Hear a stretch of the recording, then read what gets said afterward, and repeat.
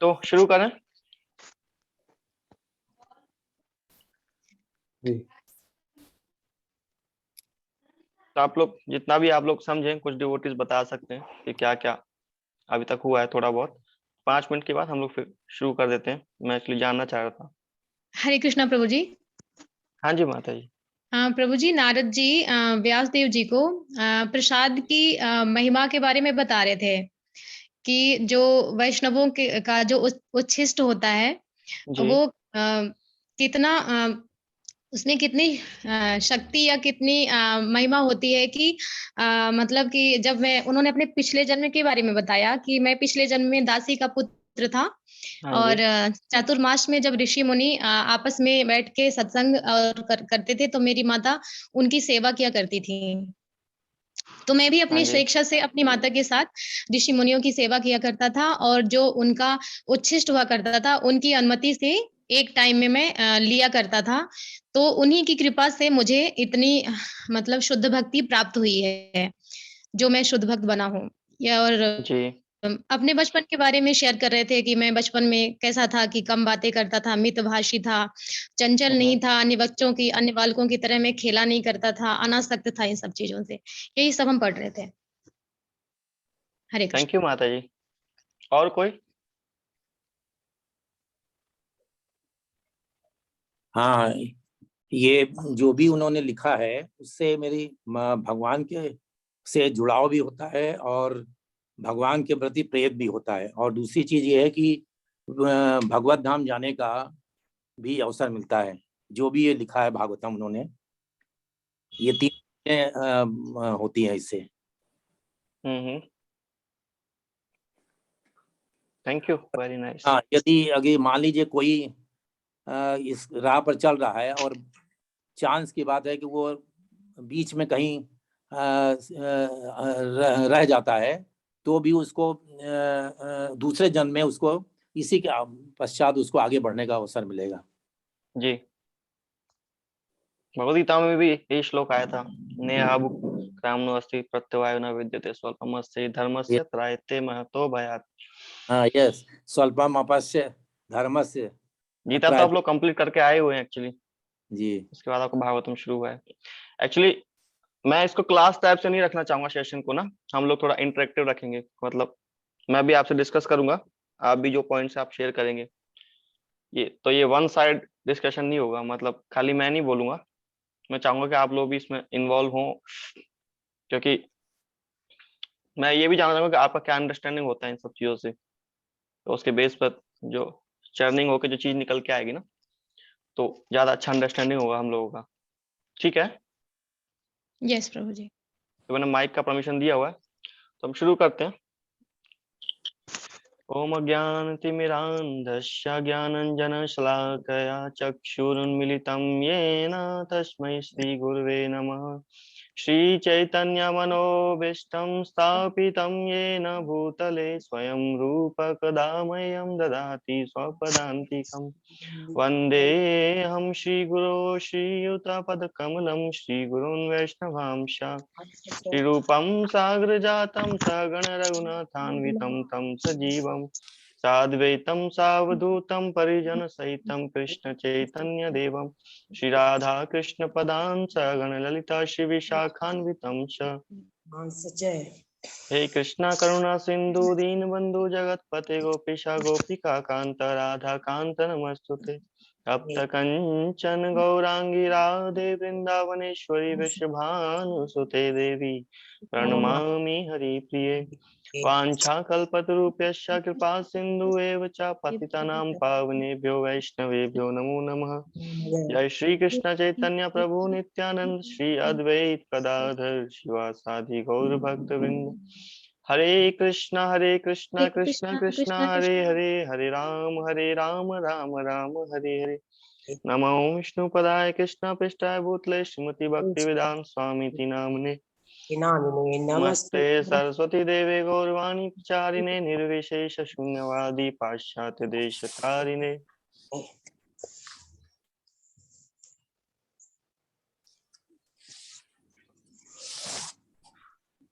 हरे कृष्णा। हरे कृष्णा। तो हम 26वें श्लोक से शुरू करते हैं। हिंदी में पढ़ते हैं ना हम सब लोग, या इंग्लिश वाला ट्रांसलेशन? हाँ जी प्रभु जी, हिंदी में। हिंदी पढ़ते हैं प्रभु जी, शेयर कर देना। ठीक है।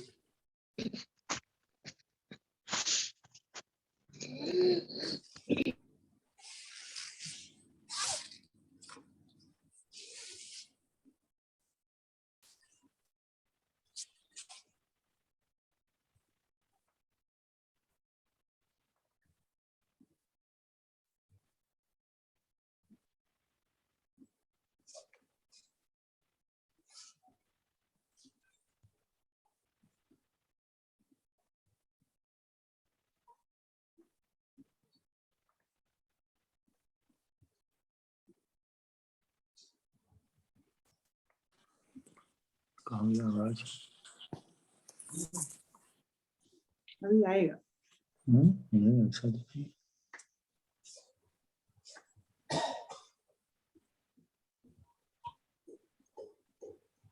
आएगा आएगा, चल रहा है। अच्छा। 26 श्लोक से। इसको कैसे उधर ये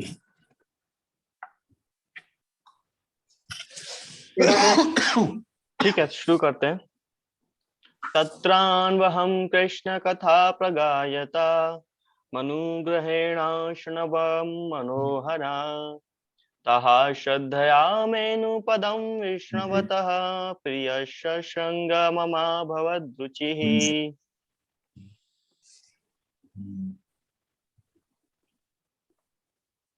तो इसमें नारद मुनि बता रहे हैं व्यासदेव जी को, इंग्लिश में O Vyasdev, in that association and by the mercy of those great Vedantists, I could hear them describe the attractive activities of the Lord Krishna, and thus listening attentively, my taste for hearing of the personality of Godhead increased at every step. Hindi में है ना, हिंदी में है ना? तो मैं हिंदी में book से पढ़ देता हूँ, आप लोग। हरे कृष्णा प्रभु जी। हरे कृष्णा। आप राजीव प्रभु जी, प्लीज प्लीज हिंदी प्रभु जी। आप क्लास में एक नर्सरी के भी बच्चा है, मीरा सिंह। हाँ मतलब हिंदी का एक्चुअली ये बस थोड़ा लोड हो रहा है, जस्ट लास्ट बचा हुआ है, पर तब तक हम आप लोगों का समय वो नहीं चाहते, तो हम शुरू कर देते हैं। ये थोड़ा लोड हो रहा है हिंदी वाला ना।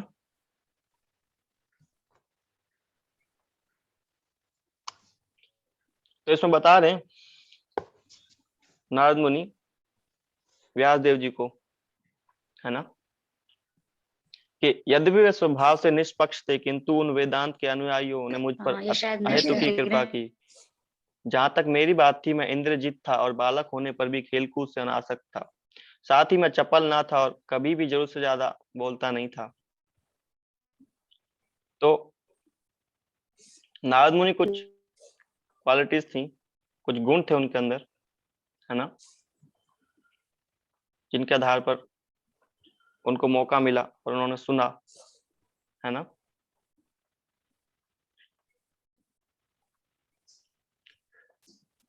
तो आप लोग बताइए कि मतलब हमें सुनना क्यों चाहिए? मतलब जब कोई भी चर्चा होती है किसी भी विषय पर, किसी भी सब्जेक्ट के ऊपर, तो इतना इम्पोर्टेंस क्यों दिया जाता है हियरिंग के ऊपर? कहीं भी ऑफिस में होंगे, मीटिंग्स में होंगे, है ना। और दूसरा ये भी क्वेश्चन एक रेज होता है कि क्या सुनना चाहिए? सुनने के लिए बहुत सारी चीजें हैं, है ना। तो क्या सुनने के लिए होना चाहिए? किससे सुनना चाहिए? और फिर कैसे सुनना चाहिए, है कि नहीं? तो इसमें बताया गया है कि नारद मुनि जो थे उनके पास कुछ गुण थे। ध्यानपूर्वक सुनना चाहिए, है ना। साधु संत इसमें बताया गया कि निष्पक्ष थे, और आइडियल ऐसा होता ही है, क्योंकि जो लोग साधु संतों के पास जाते हैं उनका यही मतलब माइंडसेट रहता है ऐसा कि ये लोग मतलब किसी एक पक्ष में रह के बात नहीं करेंगे, ये टू द पॉइंट बात करते हैं लोग। इसलिए लोग साधु के साथ जाके हर्ट अपना हृदय खोलते हैं, उनसे चर्चा करते हैं, है कि नहीं?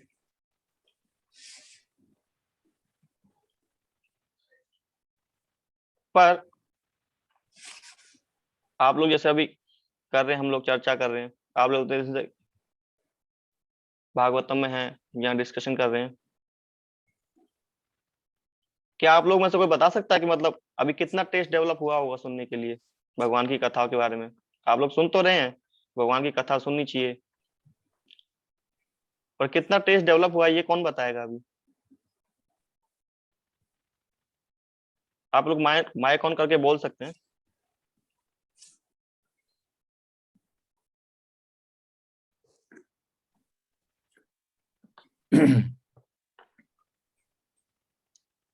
बोलिए।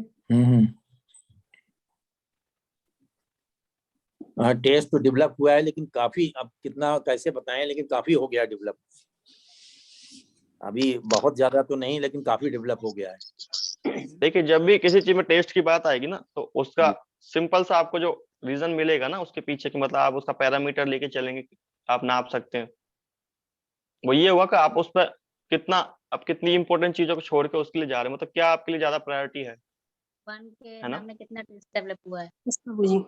जो भी चीज यहाँ पे हम लोग भागवतम की चर्चा कर रहे हैं, भगवान के गुणों की चर्चा कर रहे हैं, पर जिस भी सब्जेक्ट मैटर पर बात होगी ना, तो जिस चीज में आपका टेस्ट होगा आप ऑटोमेटिकली उसके लिए जाएंगे।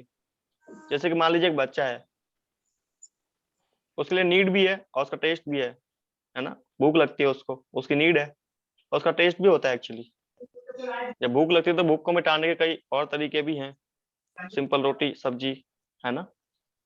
पर टेस्ट भी एक जरूरी चीज रहती है। आप लोग तो ज्यादा अच्छे से समझ सकते हैं इस चीज को।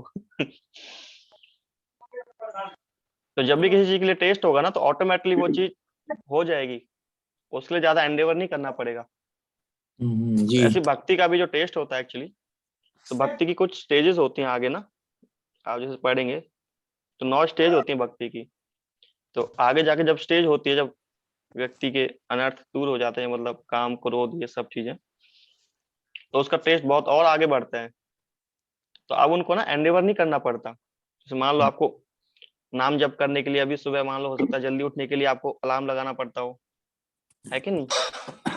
और जब भक्ति की वो स्टेज आएगी ना, जब आपका टेस्ट बहुत ज्यादा डेवलप हो जाएगा, तो आप खुद ही देख पाएंगे कि कैसे आपने सुबह अलार्म नहीं भी लगाया, बट आप अपने आप उठ गए। As an Hare example Krishna आप लिख प्रभु सकते जी, हैं। मैं कुछ बोलूं? हरे कृष्णा। मैं कुछ बोलूं प्रभु जी? क्वेश्चन है माता जी आपका? अभी भक्ति इधर आने से क्या फायदा हुआ, तो मैं अपनी फीलिंग बता रही हूँ कि मेरा गुस्सा तो बिल्कुल खत्म हो गया, मतलब 75% 80% खत्म हो गया, और भौतिक चीजों से, सुख सुविधा वाली चीजों से लगभग मन बिल्कुल हट गया। बहुत अच्छा है बोझ सा माता जी, लगता है। आप लोग और आसानी से भक्ति कर पाएंगे। बहुत अच्छा है ये हुआ है तो, है ना?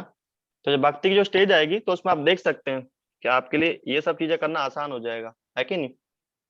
तो उसमें यही बता रहे हैं कि जब हियरिंग का टेस्ट जब बढ़ जाएगा ना व्यक्ति का, तो उसको अब ये नहीं सोचना पड़ेगा कि लिंक कब आएगा, कब मैं क्लिक करूंगा, कब स्पीकर शुरू करेगा। वो जी जी ऑटोमेटिकली उसको बुक में लेके जी उठाएगा, अपना पढ़ेगा। क्योंकि कुछ लोग आपने देखे होंगे अपनी लाइफ में ना, कुछ लोग उनको कीड़ा होता है एक्चुअली, वो बुक उठाएंगे कुछ ना कुछ पढ़ते रहेंगे। कुछ लोग नॉवेल्स पढ़ते हैं, तो अलग अलग रुचि होती है लोगों की। तो ऐसे कुछ काम है ना, आपको मिल जाएंगे कि इनका ये पर्टिकुलर वो है की पॉइंट के, जाके ना यही करते हैं ये। तो इंटरेस्ट एक्चुअली उसका उस फील्ड में, वो लोग उसमें, आपको किसी को बोलना नहीं पड़ता उस चीज के लिए। तो सेम नारद मुनि के साथ हुआ। अब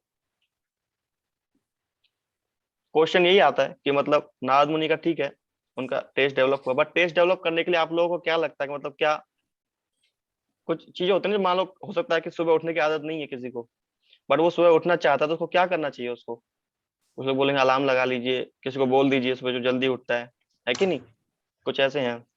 तो आप लोगों से मेरा क्वेश्चन है कि मतलब भगवान की कथाओं में, भगवान के नाम में रुचि डेवलप करने के लिए क्या चीजें हो सकती हैं जो व्यक्ति कर करे तो आसानी से ये चीजों को अचीव कर सकता है या प्राप्त कर सकता है वो? आप लोग बता सकते हैं माइक ऑन करके। प्रभु जी हरे कृष्णा। हाँ जी, हरे कृष्ण। एक्चुअली हम दो लोग साथ में बताने लगे। प्रभु जी मैंने जहाँ तक सुना है और सीखा है कि श्रवण सबसे इम्पोर्टेंट है भक्ति में टेस्ट डेवलप करने के लिए, और भगवान के से मतलब जो श्रद्धा होती है उसको शुरुआत जो होती है वो श्रवण से ही शुरुआत होती है, सुन के भगवान की कथाओं को सुन के। आप शायद क्वेश्चन नहीं समझे, मेरा क्वेश्चन ये नहीं था। मेरा क्वेश्चन था मतलब श्रवण के लिए भी उसके लिए कैसे वो डेवलप करे, क्योंकि देखिए आप जैसे मान लीजिए आप लोग कितने भी भक्त लोग अभी हैं क्लास में, है ना, पर जो लोग अभी क्लास में नहीं है उनका तो इंटरेस्ट नहीं है ना। साधु संघ उनका प्रभु जी, वैष्णवों का संघ। हाँ, साधु और लोगों को भी संग देता है। ऐसा तो नहीं है कि हम लोग पार्शियल हैं कि हम लोग सिर्फ आप ही को संग दिए और लोगों को नहीं दिए। हम और भी जगह जाते हैं। भक्तों की संग प्रभु जी, और माला जाप, माला तो महामंत्र का माला है तो बहुत जादू के काम करता है प्रभु जी, ऐसा मुझे आप लग अगले रहा स्टेप पर चले गए। जो व्यक्ति ने सुना ही नहीं वो प्रभु जी श्रद्धा, आई थिंक श्रद्धा, और श्रद्धा किसी को नहीं है तो वो नहीं सुन पाएगा। प्रभु जी श्रद्धा के बगैर मतलब श्रद्धा में ज्यादा हम ध्यान देकर सुन पाते हैं अगर किसी चीज में श्रद्धा होती है तो।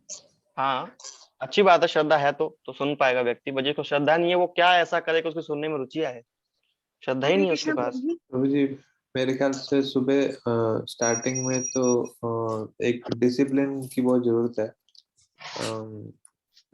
रेगुलरली सुनना जरूरी है। धीरे धीरे सुनने से धीरे धीरे अपने आप वो रुचि डेवलप हो सकती है किसी में, और ज्यादा प्रेम डेवलप हो सकता है भगवान के प्रति। और तो डिसिप्लिन में अपने आप को रखना और एक रूल्स या रेगुलेशन जो बने हुए हैं उनको धीरे धीरे स्टार्ट करना, अडॉप्ट करना, उससे थोड़ा आई थिंक इम्प्रूवमेंट आ सकता है। यस, डिसिप्लिन बहुत अच्छी बात है। किसी भी चीज में डिसिप्लिन आप लेके आएंगे तो अच्छे से इन चीजों को कर सकते हैं, बहुत अच्छी बात है। और कोई? हरे कृष्ण प्रभु जी। हरे कृष्णा प्रभु जी। हाँ जी प्रभु जी, मेरे अकॉर्डिंगली मुझे लगता है कि वैष्णव सेवा, अगर हम किसी की सेवा करते हैं तो वहां से कृपा मिलती है। तो मेरे अकॉर्डिंग कृपा मिलेगी तो हमारी शायद रुचि डेवलप हो जाएगी हरि नाम में, भगवान में, किसी की सेवा करने से या किसी की कृपा से ये सब बात हो सकता है। चलिए, आप लोग एकदम नस पकड़ लिए। देखिए शास्त्रों में एक्चुअली ऐसा ही बताया गया है कि वैष्णव की सेवा करने से ना रुचि डेवलप होती है। तो भागवत में एक श्लोक आता है, आपने पढ़ा ही होगा, पहला ही कैंटो है, दूसरा चैप्टर और 16 नंबर का श्लोक है वो। तो उसमें बताया गया है शुश्रूषधानस्य वासुदेव कथा रुचि शान महत सेवया विप्रा पुण्य तीर्थ निषेवणात्। और इसमें भी एक्चुअली बता रहे हैं ब्राह्मणों को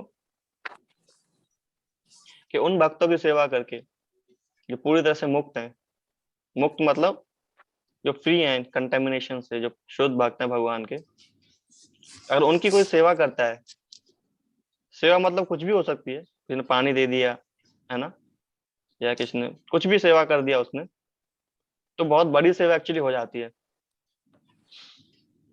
और ऐसी सेवा अगर कोई करे उन भक्तों की तो भगवान एक्चुअली प्रसन्न होते हैं अपने भक्तों को ऐसा देखते, और उस व्यक्ति की श्रद्धा बढ़ती है किसी सुनने के लिए। अब एक ऐसे लिंक है, ये भी आप देख सकते हैं। जैसे मैं आपको पर्सनल एग्जांपल एक बताता हूँ, मतलब मैंने सुना था, ऐसा हुआ था एक कि हम गए हुए थे ना, एक बार बाहर गए हुए थे हम लोग वॉक करने के लिए मॉर्निंग में ना, तो हम लोग आ रहे थे, तो हम लोग जूस पीने के लिए एक्चुअली एक दुकान पर रुके। तो कुछ लोग आए हुए थे एक्चुअली, वो लोग कहीं जा रहे थे तो वो भी जूस पी रहे थे अपना। तो उन लोगों ने हमको देखा तो हम लोगों ने जूस बनवाया दुकान वाले से, तो जूस पी लिया। अब वो जो लोग थे वो बोले कि ठीक आप लोग पैसे मत दीजिए, हम लोग आपका पे करेंगे। तो मेरे साथ एक और भक्त थे, सीनियर भक्त थे, तो मैंने तो कुछ नहीं बोला, तो भक्त बोले ठीक है आप लोग दे दीजिए। तो जूस पी के हम आ गए, तो मैंने पूछा उनसे कि ऐसे तो कर्म लगेगा हमारे ऊपर, मतलब आप किसी का ले रहे हो तो आपको कुछ देना पड़ेगा ना उसको, ये तो लॉ है नेचर का। तो भक्त मेरे को बताया हाँ लेना तो पड़ेगा, कुछ आपने लिया है उनसे, बट उससे ज्यादा बेनिफिट उनको इस चीज का मिलेगा कि वो अगर हमारी सेवा करते हैं, जो भी भक्त भगवान का नाम जप करता है, या जो उत्तम है जो भक्त वो एक्चुअली सेवा कर लेता है, तो उस दूसरे भक्त को फायदा ये मिलता है कि उसको सुनने में रुचि प्रकट होती है उसकी। अरे बाय डिफॉल्ट है, इसको आप समझ नहीं पाओगे। इसको समझने के लिए हम जो मटेरियल अगर एग्जाम्पल अगर लेंगे, तो माता पिता का एग्जाम्पल एक्चुअली हमारे सामने आता है। जैसे मान लीजिए आपको कोई बेटा है कि नहीं, और आप लोग जैसे मान लीजिए हो सकता है आप लोग कहीं रहते हैं घर में, बट आप किसी को जानते नहीं, कोई नेबर है, आपके छोटे बच्चों को कहीं खेलता हुआ ना कोई व्यक्ति उसको कुछ दे दे खाने पीने के लिए। अभी तो थोड़ा डाउट भी रहता है एक्चुअली लोगों को कि क्या दे दिया खाने के लिए पर जनरली ऐसा नहीं था पहले। तो ऑटोमेटिक है कि आप भी खुश होते हैं कि इसने मेरे बच्चों को कुछ दिया है कि नहीं। ये मदर पेरेंट्स का एक होता है नेचुरल लव कि मेरे बच्चे को दिया, बहुत अच्छा है। तो सिमिलरली भगवान के जो बच्चे हैं, अगर वो आपस में प्रेम करते हैं, है कि नहीं, तो भगवान तो ऑटोमेटिकली खुश होंगे ना। तो यही यहाँ पे बताया गया है कि अगर कोई भक्तों की सेवा करता है ना, तो उसकी सुनने में रुचि प्रकट होती है फिर। ठीक है, तो ये सुनने का था कि मतलब कैसे सुनने वाली जो परंपरा है ऐसे शुरू होती है। आप लोग देख पा रहे हैं हमारा हिंदी वाला भागवतम? नहीं देख पा रहे हैं। एक मिनट मैं भी पढ़ देता बहुत छोटा है। एक मिनट।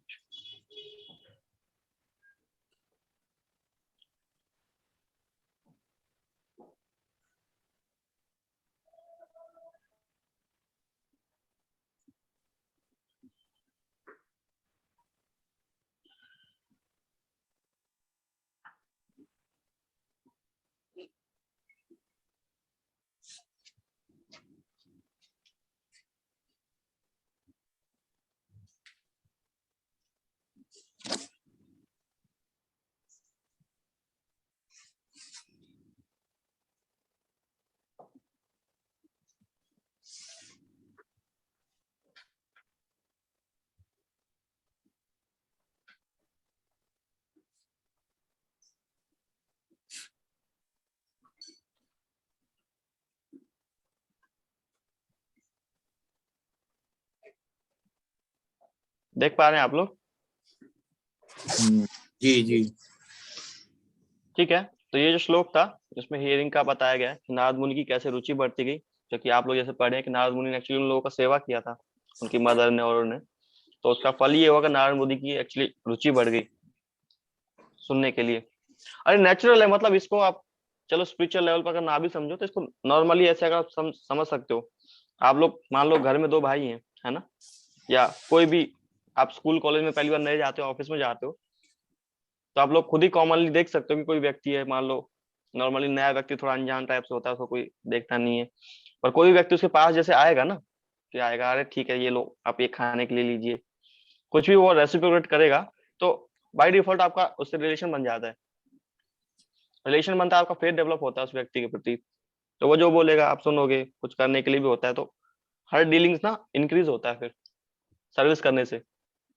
किसी भी रिलेशन का एक्चुअली की पॉइंट होता है सर्विस। तो सेम स्पिरिचुअल प्रिंसिपल भी है, बट ये थोड़ा अलग लेवल पर होता है स्पिरिचुअल प्रिंसिपल। तो तात्पर्य हम लोग पढ़ते हैं ये डिवाइन ग्रेस ऐसी भक्ति विधान स्वामी श्रील प्रभुपाद जी के द्वारा। परम पुरुष भगवान श्री कृष्ण ने न केवल अपने व्यक्तिगत लक्षणों के कारण आकर्षक हैं, अपितु अपने दिव्य कार्यकलाप के कारण भी हैं। इसका उदाहरण यह है कि परम पुरुष अपने नाम, यश, रूप, लीला, पार्षदों, साज सामग्री इत्यादि के कारण निरपेक्ष अवस्था में हैं। भगवान की अपनी अहेतु की कृपावश इस भौतिक जगत में अवतरित होते हैं और मनुष्य रूप में अपनी विविध लीलाओं का प्रदर्शन करते हैं।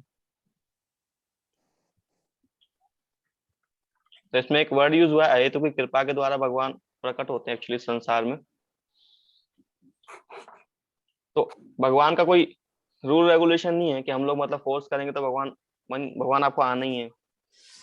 भगवान अपनी कृपा बस आते हैं एक्चुअली, है ना, जिससे सब मनुष्य उनके प्रति आकृष्ट होकर भगवत धाम वापस जा सके। मनुष्य स्वभाव से लौकिक कार्यकलाप करने वाले विभिन्न पुरुषों के इतिहास तथा उनकी कथाएं सुनने का इच्छुक रहता है, किंतु उसे इसका ज्ञान नहीं रहता कि ऐसी संगति मात्र समय का अपव्यय है और इससे वह प्रकृति के 3 गुणों से आसक्त होता जाता है।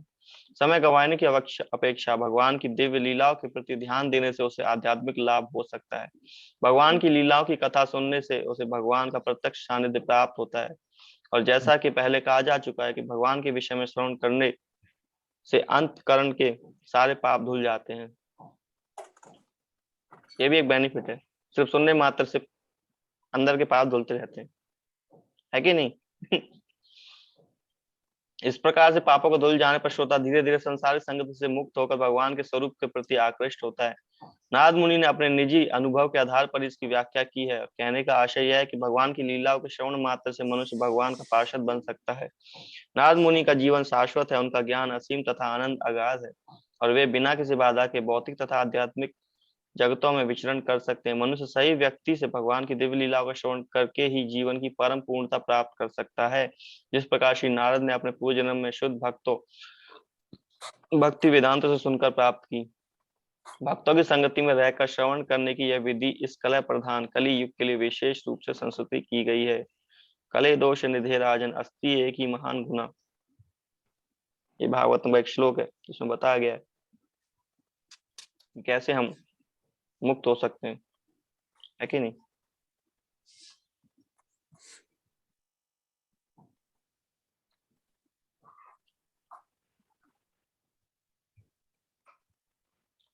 ठीक है, आगे चलते हैं हम लोग। तस्मिंस्तदा लब्ध रुचे महार्मते प्रिय शवस्य सकिलतामर्ति मर्म यया हमें तत्सद सत्मायया पश्ये मयि ब्रह्माणि कल्पितम परे।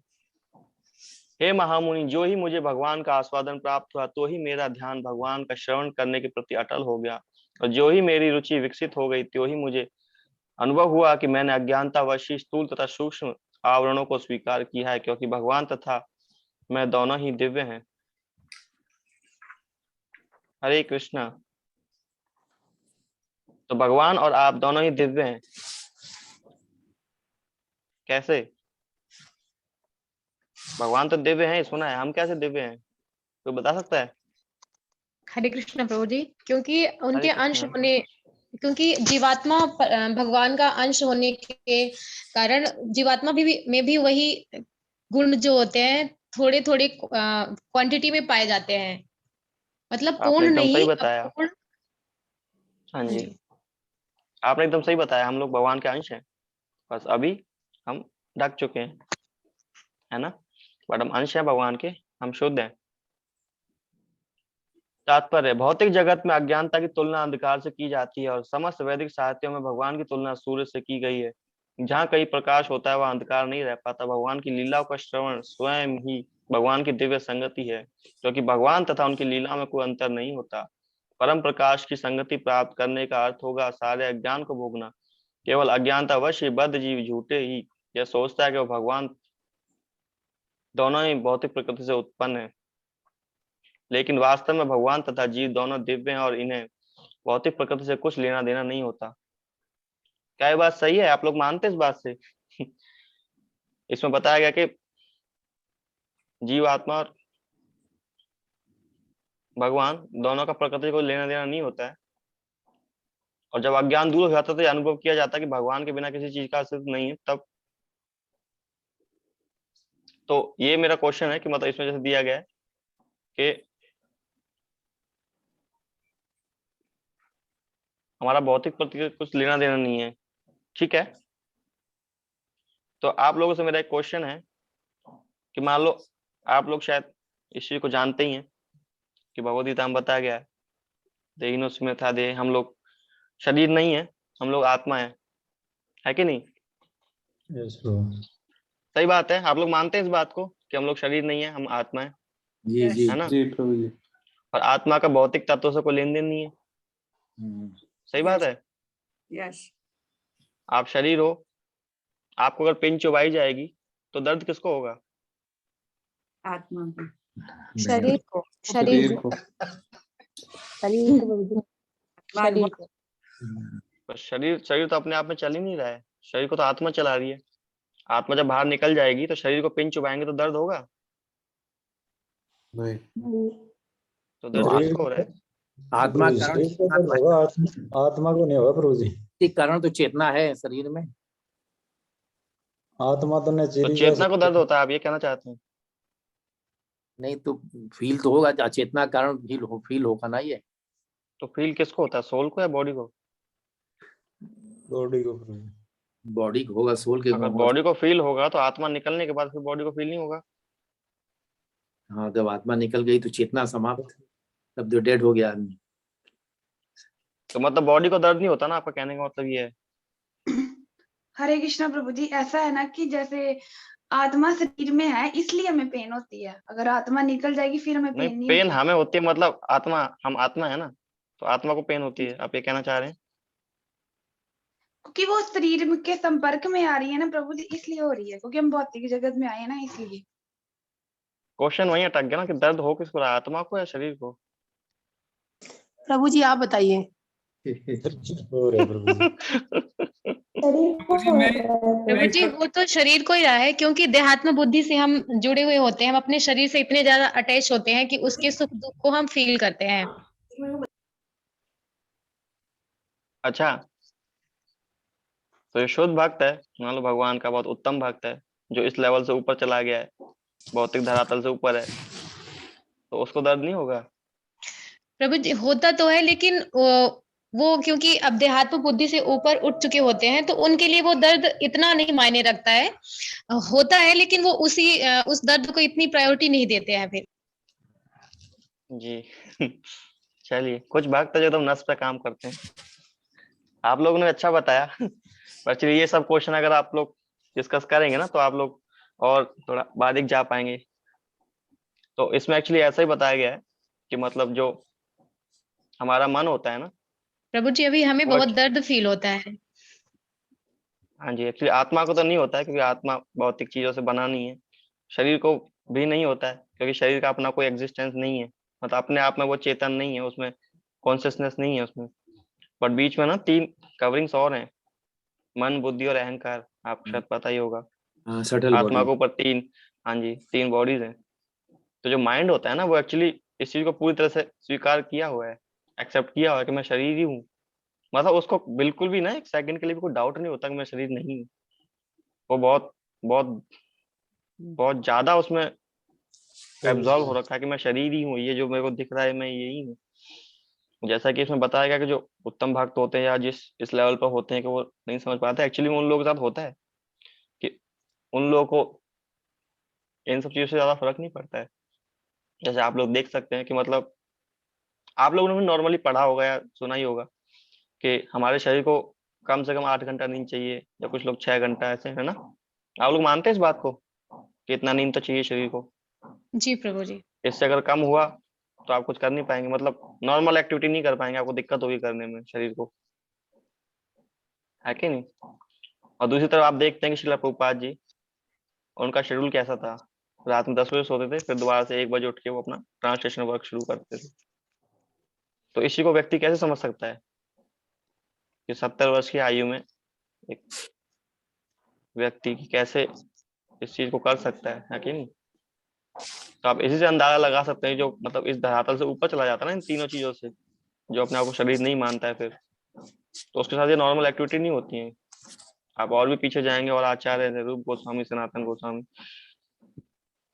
हरिदास ठाकुर, उनके लिए सोना मतलब कोई नई चीज थी उनके लिए कि सोना भी कुछ होता है। हरिदास ठाकुर 24 घंटे जप किया करते थे, है कि नहीं? तो यही है कि ना आत्मा को दर्द होता है ना शरीर को, मन है जो बीच में आता है, जो इन चीजों को रिलेट करता है कि मैं शरीर हूँ, इसलिए उसको डर रहता है कि ये शरीर छूट ना जाए, इसको कुछ दिक्कत ना आ जाए, है कि नहीं? जब यह अज्ञान दूर हो जाता है और यह अनुभव किया जाता है कि भगवान के बिना किसी भी चीज का अस्तित्व नहीं है, तब अविज्ञा हट जाती है। चूंकि स्थूल तथा सूक्ष्म शरीर भगवान से ही उद्भूत है, अतः प्रकाश का ज्ञान होते हुए इन दोनों शरीरों को भगवान की सेवा में प्रवृत्त किया जा सकता है। स्थूल शरीर को भगवान की सेवा करने में यथा जल लाने, मंदिर बुहारने, नमस्कार करने में लगाना चाहिए। अर्चना में अर्थात मंदिर में भगवान की पूजा करने में स्थूल शरीर का उपयोग भगवान की सेवा करने में होता है। इसी प्रकार सूक्ष्म मन को भगवान की दिव्य लीलाओं के श्रवण, उनके चिंतन, भगवान के नाम के कीर्तन में लगाना चाहिए आदि। ऐसे सारे कार्य दिव्य हैं। इनके अतिरिक्त अन्य किसी भी कार्य में स्थूल या सूक्ष्म इंद्रियों को प्रवृत्त नहीं करना चाहिए। दिव्य कार्यों की ऐसी अनुभूति अनेकानेक वर्षों तक भक्ति में रहकर सेवा करने से प्राप्त हो पाती है। इतना आसान नहीं है, कई वर्षों तक भक्ति में रहकर सेवा करने से प्राप्त हो पाती है। लेकिन श्रवण के द्वारा नारद मुनि ने जिस प्रकार भगवान की प्राप्ति के प्रति प्रेमाकर्षण उत्पन्न हुआ, वह अत्यंत प्रभावशाली होता है। तो ये विधि एक्चुअली ज्यादा सरल है सुनने की, है ना। सुन के हम लोग ज्यादा इजीली इस चीज को अचीव कर सकते हैं। हरे कृष्णा। आप सब लोग हैं अभी अवेलेबल? यस प्रभु जी जी। यस प्रभु। आप लोग कुछ बोलते रहिए, नहीं मुझे लगे सब चले गए। नहीं, कोई नहीं जाता प्रभु जी, अंत तक रहेंगे सब। नहीं, मुझे ऐसा लगता है, मैं मानता हूँ आप लोग सीरियस हैं। हम लोग हैं। ठीक है। हाँ जी, हम लोग सुन रहे हैं प्रभु जी। Very nice. अच्छा, एक क्वेश्चन आपसे पूछना चाहता हूँ कि स्पिरिचुअल और मटेरियल चीजों में अंतर क्या है? मतलब आध्यात्मिक और भौतिक चीजों में क्या अंतर आता है? स्पिरिचुअल जो है वो परमानेंट है, और वो भौतिक है वो डिस्के हो जाती हैं आफ्टर सम टाइम। अच्छा, प्रभु जी स्पिरिचुअल हमारी दूसरी लाइफ में भी हेल्प करता है, हमारी नेक्स्ट लाइफ में।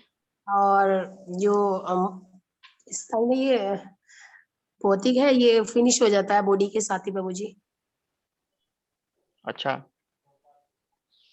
तो एक चीज बताइए, जैसे आपने शायद सुना होगा कि भगवान के जो विग्रह होते हैं एक्चुअली उसको 7 फॉर्म में एक्चुअली हम लोग बना सकते हैं, जिसमें कि लकड़ी का फॉर्म होता है, मेटल का होता है ना, पत्थर का होता है, पेंटिंग्स होती हैं।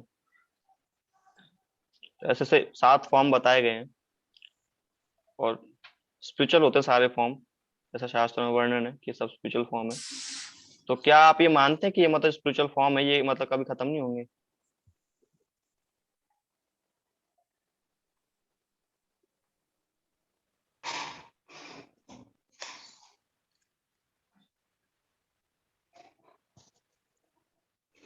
आप लोगों का अगर डेफिनेशन है कि स्पिरिचुअल चीजें जो हैं वो इटर्नल है, खत्म नहीं होती हैं, तो जितनी हम चीजों की यूज करते हैं मतलब भगवान की वर्शिप कर रहे हैं, तो ऐसा तो नहीं है कि वो जो फॉर्म हम लोग वर्शिप कर रहे हैं वो कभी खत्म नहीं होगा? तो वो स्पिरिचुअल कैसे हुआ? वो प्रभु जी वो चीजें मटेरियल होगी ना थोड़ी सी, तो उसकी मटेरियल चीज की हम पूजा नहीं करेंगे?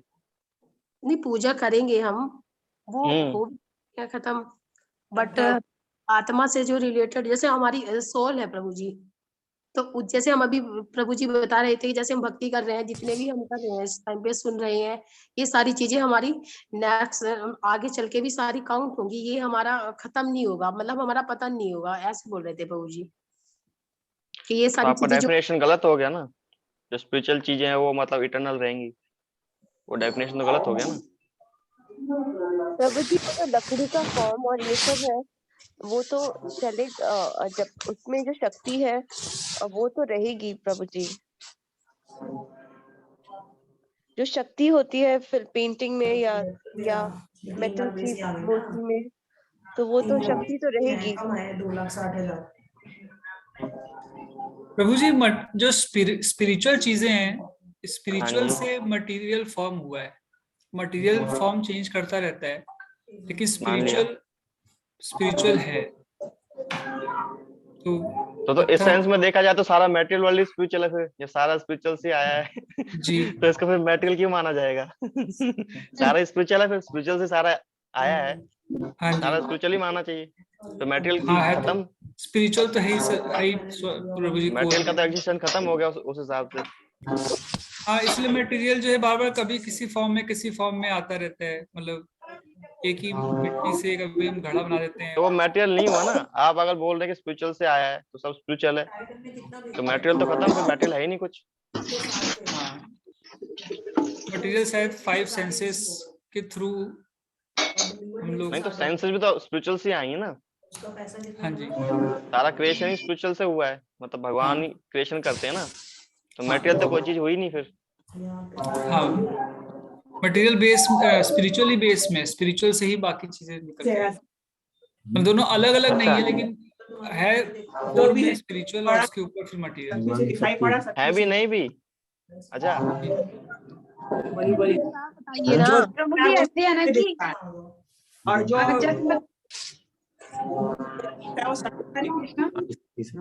प्रभु जी ऐसे है ना कि जो मटेरियल थिंग्स है ना, वो तो नो डाउट वो तो टेम्परेरी बेस पे है, पर जो भगवान की जो मूर्ति है उनमें हम प्राण प्रतिष्ठा करते हैं, उसमें भगवान की प्राण आते हैं, मतलब कि भगवान के कह लो कि साक्षात आते हैं। So that's why we consider that as spiritual, क्योंकि वो अगर हम उनसे दर्शन करते हैं तो हमें मन में बड़ी शांति अनुभव होती, फीलनेस होती है, और बाकी चीजों से नहीं होती। सो दैट्स व्हाई ये कह सकते हैं कि वो मटेरियल होते हुए भी स्पिरिचुअल है, अगर वो चीजें फॉर्म देखी जाए। परमात्मा की है उसमें, तो परमात्मा हमको दिखता है, ये जो भी हो हर चीज में परमात्मा की शक्ति है। नहीं वो बात तो मैं मान गया आपकी कि अल्टीमेटली तो चीजें भगवान से आ रही हैं, स्पिरिचुअल तत्व से सब चीजें निकलती है, मान लिया। मान लीजिए लोहा था, है ना, लोहा को पिघलाया, उसको थोड़ा ट्रांसफॉर्म किया, उससे थोड़ा अलग शेप दिया तो गाड़ी बन गया। तो अल्टीमेटली तो लोहे से आ रहा है, बट गाड़ी और लोहे में फर्क हो गया ना इस समय। अब वो लोहा ट्रांसफॉर्म होकर गाड़ी बन गया, वो कुछ और काम कर रहे हैं। The faith of people who makes it spiritual, लोहे से makes the metal spiritual. कहाँ से आया? ईश्वर हम लोग का विश्वास आपको गाड़ी बना दी है लोहे से। हाँ, तो ये भी ईश्वर से मिला।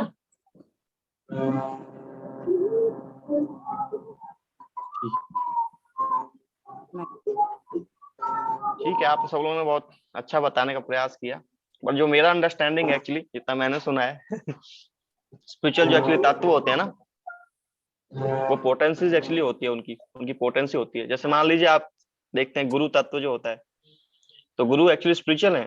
गुरु जो हमें दे रहे हैं या जो भी हम चीजें यूज कर रहे हैं, जैसे मान लो हम जो भी चीजें यूज करते हैं भगवान की भक्ति करने के लिए या उस चीज से भगवान को प्राप्त करने के लिए हम लोग वो चीजें यूज करते हैं। मान लो लैपटॉप, फोन, हम जो भी चीज यूज कर रहे हैं, या मान लो भागवतम ही है, भगवत गीता है, एक सेंस में देखा जाए तो पेपर ही है ना, है कि नहीं। बट अब वो स्पिरिचुअल कैसे हो जाता है वो हम लोग जान सकते हैं कि उस चीज से ना आप स्पिरिचुअल तत्व को, उसको स्पिरिचुअल तत्व में उसको यूज कर रहे हो, मतलब उससे जो आप बेनिफिट ले रहे हो ना, उसका जो बेनिफिट है वो स्पिरिचुअलाइज हो रहा है। समझ पा रहे हैं आप लोग? एक तो वही बुक मैंने लिखी, उसमें कुछ ऐसा कंटेंट लिखा जिससे मतलब स्पिरिचुअल का कोई लेना देना नहीं है, तो उसको आप पढ़ोगे भी, कुछ भी करो, उसको सिर पर लगाओ, तो वो एक्चुअली अल्टीमेटली आपको इसी क्रिएशन के बारे में बताएगा, मेटेरियल चीजों के बारे में बताएगा। तो जैसे ही कोई चीज स्पिरिचुअल होती है ना, वो सीधा आपको स्पिरिचुअल में लिंक करेगी। वो जैसे भगवान का नाम भी है तो ऐसा ही नाम ना, ऐसे कितने सारे नाम है, पर उन सब नामों को लेके आप लोग भगवान को प्राप्त नहीं कर पाएंगे। तो जैसे ही भगवान का जो नाम है ये स्पिरिचुअल इसलिए है कि जो बेनिफिट इससे है ना, वो बेनिफिट आपको स्पिरिचुअल देगा। समझ रहे हैं? तो भगवान के नाम के गुणगान में एक श्लोक देते हैं, आप लोग जानते हैं यमराज जी को? यमराज जी प्रभु जी। जी कौन नहीं जानता है यमराज को, ये बताइए, क्वेश्चन ही गलत था हमारा यमराज को कौन नहीं जानता?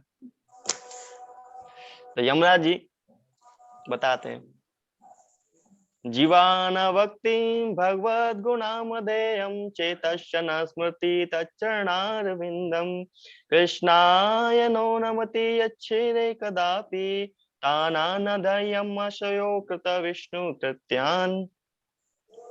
यमराज जी बता रहे हैं, एक्चुअली किनको बता रहे हैं? यमराज जी अपने शिष्यों को बता रहे हैं जो उनके सेवक हैं, my dear servants, please bring to me only those sinful persons who do not use their tongue to chant the holy name and qualities of Krishna. सिर्फ उन्हीं को लाना, चुन के उन्हीं को लाना जिनकी जीवा से भगवान का नाम कभी ना निकला हो। Whose hearts do not remember the lotus feet of Krishna even once, जिनके हृदय से कभी भगवान के चरणों का याद नहीं किया जाता, इनके भगवान के चरणों के बारे में एक बार भी नहीं किया किसी ने। And whose heads do not bow down even once before Lord Krishna, मतलब कभी भगवान को नमस्कार नहीं करते। Send me those who do not perform their duties toward Vishnu, मतलब दुकान पर जाके सुपारी बेचेंगे, सब कुछ करेंगे, है ना, कर्म कोई पूजा बता देंगे, और जो भगवान विष्णु के प्रति जो ड्यूटी है वो नहीं करेंगे, बाकी सबको कर्म पूजा लगा के अपना सिद्धांत और बना देंगे। तो ऐसे लोगों को लेके आना मेरे पास। यमराज जी ऐसा बोलते हैं अपने शिष्यों को। ये भागवतम का 6.3.29 ये श्लोक है, इसमें यमराज जी बता रहे हैं कि ऐसे लोगों को मेरे पास लेके आ जाना। तो आप सब लोग तो उस लिस्ट में नहीं है आप सब लोग भगवान का नाम जप करते हैं और अच्छे से भगवान को प्रणाम करते हैं, भोग लगाते हैं। ठीक है, तो हम लोग आगे चलते हैं। इत्थं शतप्रावशिकावृतु हरे वृष्णवतो मेनु सवं यशोमलं संकीर्त्यमानं मुनिभिर्महात्मभिः भक्ति प्रवत्तात्मरजस्तमोपपः। इस प्रकार वर्षा तथा शरद दोनों ऋतुओं में मुझे इन महामुनियों से भगवान हरि की धवल कीर्ति का निरंतर कीर्तन सुनते रहने का सुअवसर प्राप्त हुआ। जो ही मेरी भक्ति का प्रभाव होने लगा कि रजोगुण तथा तमोगुण के सारे आवरण विलुप्त हो गए। तात्पर्य, परमेश्वर की दिव्य भक्ति सेवा प्रत्येक जीव की सहज प्रवृत्ति होती है। यह प्रवृत्ति प्रत्येक प्राणी में सुसुप्त रहती है, लेकिन भौतिक प्रकृति के संपर्क के कारण रजोगुण तथा तमोगुण अनंत काल से इसे आच्छादित करते रहते हैं। यदि भगवान तथा उनके महान भक्तों के अनुग्रह से कोई जीव इतना भाग्यशाली होता है कि उसे विशुद्ध भक्तों की संगति प्राप्त हो जाए और भगवान के निर्मल महिमा गान को सुनने का अवसर मिल जाए, तो निश्चय ही भक्ति का प्रवाह नदी के प्रवाह की तरह ही होने लगता है। जिस प्रकार नदी तब तक प्रभावित होती रहती है तब तक वह समुद्र तक ना पहुंच जाए, उसी प्रकार शुद्ध भक्तों की संगति से विशुद्ध भक्ति की धारा तब तक प्रभावित होती रहती है जब तक वह चरम लक्ष्य अर्थात भगवान के दिव्य प्रेम तक नहीं पहुंच जाती। भक्ति का ऐसा प्रभाव रोके नहीं रुकता, अपितु यह असीमित रूप से अधिक बढ़ता जाता है। भक्ति का प्रभाव इतना सक्षम होता है कि कोई दर्शक भी रजोगुण तथा तमोगुण प्रभाव से मुक्त हो जाता है। इस प्रकार प्रकृति के दोनों गुण दूर हो जाते हैं और जीव अपनी मूल स्थिति को प्राप्त करके मुक्त हो जाता है। बहुत अच्छा बताया। इस प्रकार भक्ति करने से अच्छा। हाँ जी, आप प्रूफ बताइए। हमें किस तरह से अपने आप को चेक करते रहना चाहिए कि हम लोग प्रोग्रेस कोई कर भी रहे हैं कि नहीं कर रहे हैं। मतलब सुनते रहना, क्लास अटेंड करना तो बहुत आसान है, बैठ गए क्लास सुन ली, समझ भी आ जाती है, पर अपने आप को चेक कैसे करते रहे? मतलब एक एनालॉजी है इसमें, एक एनालॉजी देते हैं और दूसरा जो भागवतम बताता है उसके हिसाब से भी ये दोनों चीज आप समझ सकते हैं कि एक तो है कि एनालॉजी जो देते हैं कि सेल्फ पैरामीटर होता है। जैसे मान लीजिए आपको मान लो भूख लगती है कि नहीं, तो ऐसा कौन सा मीटर आपका तैयार होता है कि जब मतलब आपका पेट भर जाए तो आप बोलते हो नहीं अब ये इतना आ गया है, अब नहीं खाना। ऐसा कौन सा पैरामीटर है जिससे कि आप डिसाइड करते कि अब नहीं खाना? खाने की याद आ जाती है।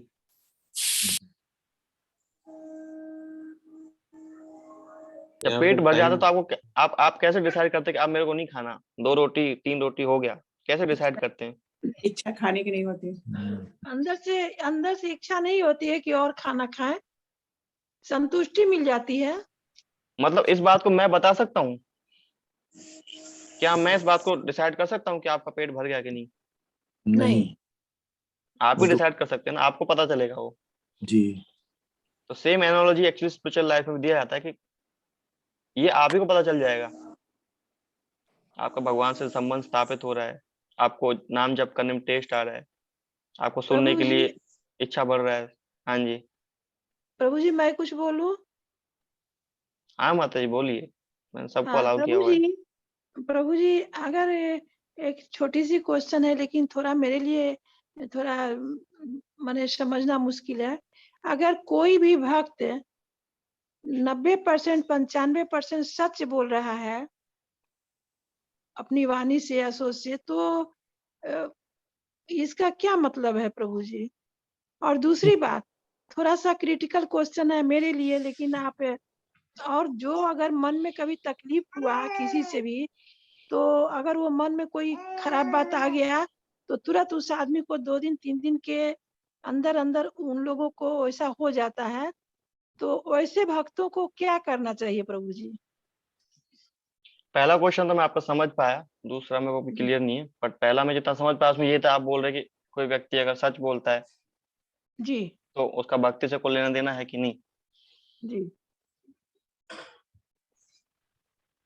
तो सच जो है एक्चुअली अल्टीमेटली सच देखा जाएगा। जैसे भगवद गीता में आप पढ़े होंगे, भगवद गीता में श्लोक आता है तो भगवान बताते हैं एक्चुअली सच।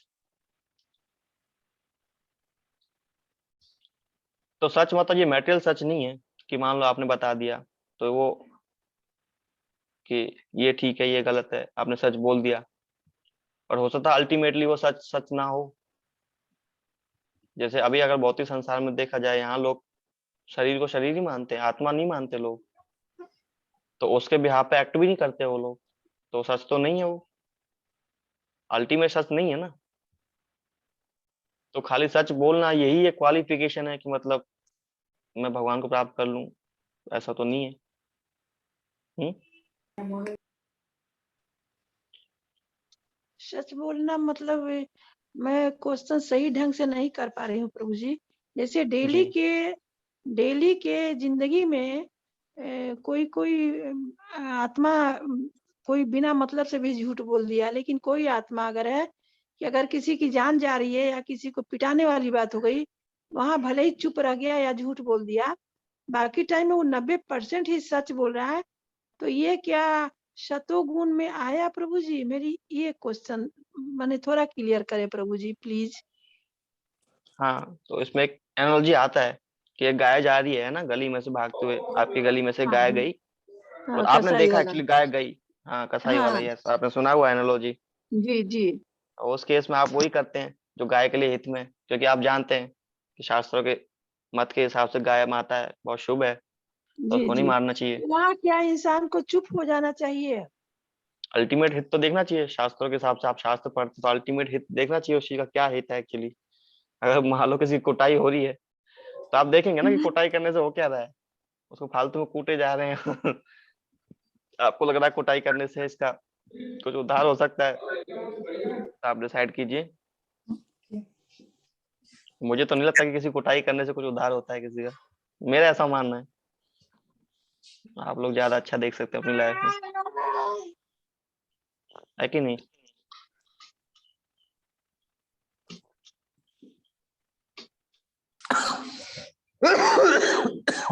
ठीक है, आगे पढ़े। हाँ हाँ प्रभु जी। तस्यैवं मेऽनुरक्तस्य प्रसीतस्य हतेन सह श्रद्धानस्य बालस्य दान्तस्यानुचरस्य च। मैं उन मुनियों के प्रति अत्यधिक आसक्त था, मेरा आचरण विनम्र था और उनकी सेवा के कारण मेरे सारे पाप विनष्ट हो चुके थे। ये एक बड़ा क्वालिटी है, आप देख रहे हैं, मतलब उनसे आसक्त होने से उनके पाप भी नष्ट हो गए नारद मुनि के।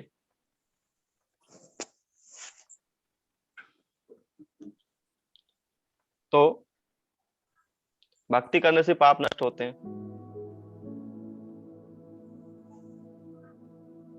आप लोगों को डिस्टरबेंस तो नहीं हो रहा ना कुछ? नहीं प्रभु जी। नहीं,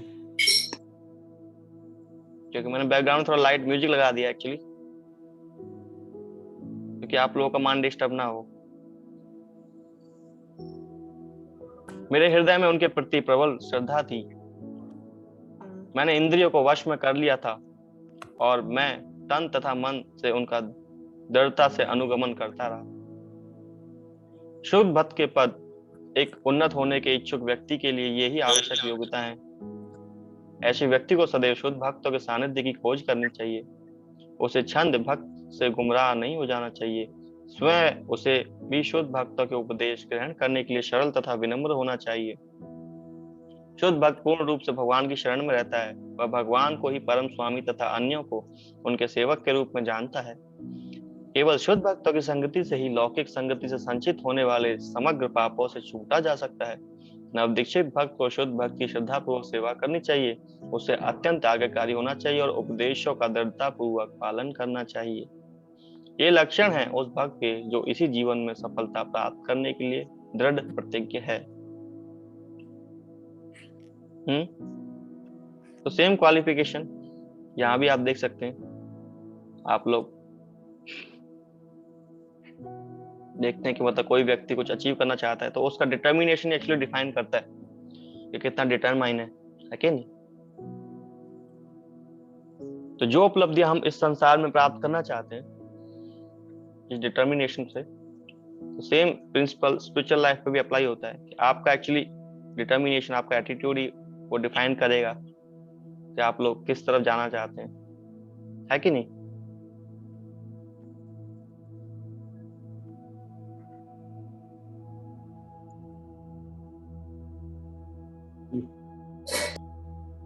ज्ञानम गुह्यतमं यत्तत् साक्षात् भगवतोदितम् अन्वोचनम गमिष्यन्तः कृपया दीन वत्सलः। दीन जनों पर अत्यंत दयालु उन भक्ति वेदांतों ने जाते समय मुझे उस गुह्यतम विषय का उपदेश, जिसका उपदेश स्वयं भगवान देते हैं, तो वही उपदेश दिया जो भगवान से मिलता है एक्चुअली। विशुद्ध वेदांती या भक्ति वेदांत अपने अनुयायियों को स्वयं भगवान के उपदेशों के मुताबिक ही उपदेश देता है। भगवान ने भगवद गीता में तथा अन्य सारे शास्त्रों में निश्चित रूप से यह उपदेश दिया है कि लोग उन्हीं का अनुगमन करें। भगवान प्रत्येक वस्तु की सृष्टा, पालक तथा संहारक हैं। सारा दृश्य जगत उनकी इच्छा के बल पर अवस्थित है और जब उनकी इच्छा से सारा खेल समाप्त हो जाता है तब वे अपनी सारी सात सामग्री समेत अपने दिव्य धाम में बने रहते हैं। सृष्टि के पूर्व वे अपने इसी दिव्य धाम में थे और प्रलय के बाद भी वहीं बने ही रहेंगे। अतएव वे सृजित प्राणियों में से एक नहीं है, वे दिव्य हैं। भगवद गीता में भगवान कहते हैं कि अर्जुन को दिए गए उपदेश के भी बहुत पहले उन्होंने यही उपदेश सूर्यदेव को दिया था। क्योंकि बीच में श्रृंखला टूट गई और यह उपदेश गलत तरीके से उपयोग में लाया जाने लगा, अतः वही उपदेश अर्जुन को फिर से दिया गया। क्योंकि वह उनका परम भक्त एवं मित्र था, अतः भगवान का उपदेश भक्तों के अतिरिक्त अन्य कोई नहीं समझ सकता। भगवान के दिव्य रूप का कोई अनुमान न होने के कारण निर्विशेषवादी भगवान के इस गुह्यतम संदेश को नहीं समझ पाते। यहाँ पर गुह्यतम शब्द अत्यंत महत्वपूर्ण है, क्योंकि भक्ति का ज्ञान निर्गुण ब्रह्मा के ज्ञान से बढ़कर है। ज्ञानम का अर्थ होता है सामान्य ज्ञान या ज्ञान की कोई शाखा। यही ज्ञान विकसित होते हुए निर्गुण ब्रह्मा के ज्ञान तक पहुंच जाता है। इसके ऊपर जब इसमें कुछ कुछ भक्ति मिल जाती है तो यह परमात्मा का ज्ञान या सर्वव्यापी भगवान का ज्ञान बन जाता है। यह अत्यंत गुह्य ज्ञान है, किंतु यदि यह ज्ञान शुद्ध भक्ति में सेवा में परिणित हो जाता है और दिव्य ज्ञान का गुह्य अंश प्राप्त हो जाता है तो यह गुह्यतम ज्ञान कहलाता है। भगवान ने ब्रह्मा, अर्जुन, उद्धव इत्यादि को यह गुह्यतम ज्ञान प्रदान किया। भगवान ने ब्रह्मा जी को भी यह ज्ञान दिया था।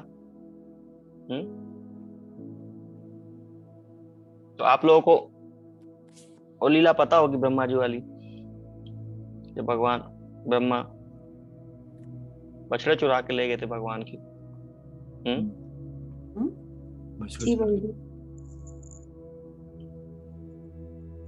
तो जी प्रभु जी पता है। ये कितना बड़ा विडंबना है कि ब्रह्मा जी, जिनको भगवान ने एक्चुअली ज्ञान दिया, वो ही नहीं समझ पाए इस चीज को। त्वं भक्ति योग परिभाविता सहस्रोज आश्चे श्रुति शपथो ननु नाथ पुंसाम यद्ददियाता उरुगाय विभायन्ति तत्वपु प्रणयसे सदनुग्रहाय। O my Lord, your devotees can see you through the ears by the process of bona fide hearing. ये ब्रह्मा जी बता रहे हैं कि आपके जो भक्त हैं वो सुनने के द्वारा ही आपको समझ सकते हैं। And thus their hearts become cleansed and you take your seat there. जब उनका हृदय साफ हो जाता है तो आप वहां अपना स्थान लेते हैं। आप You are so merciful to your devotees that you manifest yourself in the particular eternal form of the transcendence in which they always think of you. तो ये ब्रह्मा जी बता रहे हैं, ब्रह्मा जी ने बहुत स्तुति किया था। येनेवाहं भगवतो वासुदेवस्य वेदसा मायानुभावमिदं येन गच्छन्ति तत्पदम्। उस गुह्य ज्ञान से मैं संपूर्ण पदार्थों के सृष्टा, पालक तथा संहार करता भगवान श्री कृष्ण की शक्ति के प्रभाव को ठीक ठीक समझ सका। उसे जान लेने पर कोई भी मनुष्य उसके पास लौटकर उनसे साक्षात भेंट कर सकता है। कोई भी मनुष्य भक्ति में सेवा द्वारा या गुह्यतम ज्ञान से यह सरलता पूर्वक जान सकता है कि भगवान की विभिन्न शक्तियां किस प्रकार से कार्य करती हैं। शक्ति के एक अंश से भौतिक जगत का प्राकट्य होता है और दूसरे उच्चतर अंश से आध्यात्मिक जगत वैकुंठ का प्राकट्य होता है। इन दोनों की मध्यवर्ती शक्ति जीवों को प्रकट करती है जो उपयुक्त शक्तियों में से किसी एक की सेवा करते हैं। भौतिक शक्ति की सेवा में लगे जीव अपने अस्तित्व तथा सुख के लिए कठोर संघर्ष करते हैं जो उनके समक्ष मोह भ्रम के रूप में प्रस्तुत होते हैं, किंतु जो आध्यात्मिक शक्ति में रहते हैं उन्हें सनातन जीवन, पूर्ण ज्ञान तथा अविरत आनंद में भगवान की प्रत्यक्ष सेवा प्रदान की जाती है। जैसा कि भगवद गीता में भगवान ने कहा, उनकी इच्छा है कि सारे बद्ध जीव जो भौतिक शक्ति की सत्ता में सड़ रहे हैं इस भौतिक जगत के सारे कार्य व्यापारों को त्याग कर उनके पास वापस आ जाएं। ज्ञान का यह गुह्यतम अंश है, लेकिन इसे शुद्ध भक्ति समझ सकते हैं। अतएव वे ही भगवान के धाम में उनका दर्शन करने तथा उनकी सेवा करने के लिए पहुंच पाते हैं।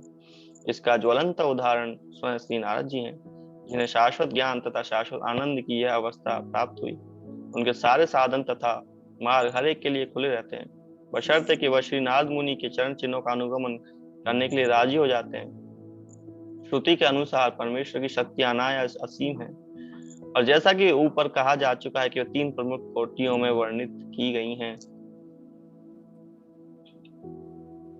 तो नारद मुनि बहुत उत्तम हैं, संत हैं, मुनि हैं। तो एक बार नारद मुनि को हनुमान जी ने ट्रिक किया, बहुत अलग तरीके से। एक्चुअली नारद मुनि जो है एक्चुअली पूरे विश्व में, पूरे ब्रह्मांड में भ्रमण करते हैं लोगों को भक्त बनाने के लिए, सबको भगवान की भक्ति प्रदान करने के लिए। एक बार हनुमान जी ने उनको एक्चुअली अप्रोच किया। नारद मुनि बहुत अच्छी वीणा बजाते हैं, बहुत अच्छे म्यूजिशियन है। तो हनुमान जी ने एक बार इच्छा की कि नारद मुनि मुझे वीणा सीखनी है, मुझे म्यूजिक सीखना है। हाँ, म्यूजिक सीखने के लिए अप्रोच किया। तो नारद मुनि राजी हो गए, यस क्यों नहीं, सिखाएंगे, बिल्कुल सिखाएंगे। तो सीखने के लिए बैठते हैं। नारद मुनि वीणा से अच्छा अच्छा सुर लगाते हैं, हनुमान जी को बताते हैं कि ये सुर ऐसा है, इसका ये ऐसे गाना है। तो कुछ देर तो चलता है। तो फिर नारद मुनि पूछते हनुमान जी से कि आपने क्या क्या समझा, बताइए। जैसे कि आपसे बीच बीच में भक्त लोग पूछते हैं, आप बताइए क्या सीखे, रिवाइज कीजिए। तो ऐसा ही नारद मुनि ने पूछा हनुमान जी से कि आप अब कुछ प्रैक्टिकल करके दिखाइए, बहुत देर से मैं सिखा रहा हूँ। तो हनुमान जी ने गाना शुरू किया, बहुत अच्छा। तो जैसे जैसे हनुमान जी गा रहे थे वो इतना अच्छा गाने लगे एक्चुअली कि नारद मुनि उसमें खो गए एक्चुअली। कि भगवान राम का गुणगान करने के लिए हनुमान जी कुछ शब्द गाए। तो इस बीच नारद मुनि उसमें डूब गए, बहुत ध्यान से सुनने लगे एक्चुअली। जो वो सुन रहे थे तो उनकी जो वीणा उनके हाथ में जो थी वो मतलब उनको पता नहीं चला। नीचे जो पत्थर थे जहां वो बैठे थे वो पत्थर एक्चुअली पिघलने लगे। आपने शायद पहले भी सुना होगा कि तानसेन कोई सिंगर हुए थे, वो जब गाते थे तो बारिश हो जाया करती थी। तो हनुमान जी इतना मधुर गाए कि पत्थर पिघल गया और नारद मुनि की वीणा एक्चुअली नीचे गिरी, तो पिघलते हुए पत्थर में गिरी वो। तो जब हनुमान जी ने गाना बंद किया, रोका, तो नारद मुनि ने फिर से उस कॉन्शियसनेस में आए, उस चेतना में आए, बाहरी चेतना में, और देखा कि वीणा तो है नहीं। वो खड़े हुए तो वीणा नहीं मिली उनको। उन्होंने देखा वीणा नीचे गिरी हुई है। तो उठाने के लिए वो प्रयास किए, बट वीणा उनसे उठी नहीं। बड़ा मुश्किल था उसको उठाना, तो समझ नहीं पाए वीणा क्या हुआ। बड़ा मुश्किल है। तो जो पत्थर एक्चुअली पिघला था, वीणा गिरी और पत्थर फिर दोबारा से अपनी फॉर्म में आ गया। तो वीणा एक्चुअली उसमें चिपक गई। तो हनुमान जी को नारद मुनि बोले, आइए थोड़ा मदद कीजिए निकालने के लिए। हनुमान जी नहीं आए। बोला, अरे देखिए निकल नहीं रही है मेरे से, जरा हेल्प कीजिए। तो हनुमान जी थोड़ा पीछे हट गए। हाँ, तो ये क्या हो रहा है, इसको मैंने म्यूजिक सिखाया, भाग रहा है। हनुमान जी भागने लगे तो नारद मुनि उनको पकड़ने के लिए पीछे चले। वो एक्चुअली समझ नहीं पा रहे थे भाग क्यों रहा है, तो पीछे पकड़ने के लिए भागे उनको। नारद मुनि अपने चरण चिन्हों को छोड़ते गए, भागते गए। हनुमान जी पूरा लंबा चक्कर लगा के आके फिर वहीं से बैठ गए वीणा के पास। ये क्या है, परिक्रमा। भगा क्यों रहे हो मेरे को, भगा क्यों रहे हो मेरे को। यहीं आके बैठना था, यहीं बैठ जाते। फिर दोबारा से गाना शुरू किया उन्होंने, फिर से पत्थर पिघल गया। तो नारद मुनि ने अपना वीणा उठा लिया। फिर हनुमान जी रोके और उन्होंने बोला कि जब यही करना था तो इतना भगाया क्यों। अब भगाने का क्या जरूरत था, मेरा वैसे भागने का काम नहीं है। हवा में उड़ता हूँ और तुम मेरे को भगा रहे हो, क्या चल रहा है सब। हनुमान जी बताए, हे नारद मुनि, आपका जो चरण है वो पूरे ब्रह्मांड को पावन करता है। आप सब जगह जाते हैं, आप अपना समय देते हैं और तीर्थ स्थानों को, बहुत जगहों को पवित्र करते हैं। तो जिस जगह हम रहते हैं एक्चुअली वो जगह कभी पवित्र नहीं हो पाई थी। आप कभी आए नहीं है, और आप आए भी तो आप बस मेरे को म्यूजिक सिखा के चले जाते। ये तो मेरा एक ट्रिक था, और मेरा पर्पस म्यूजिक सीखना नहीं था। मेरा पर्पस था कि आपके चरण हमारे स्थान में पड़े, ताकि वो स्थान शुद्ध हो सके। तो ये हनुमान जी की इच्छा थी कि नारद मुनि के चरण उनके जहाँ वो रहते हैं वहां पड़े।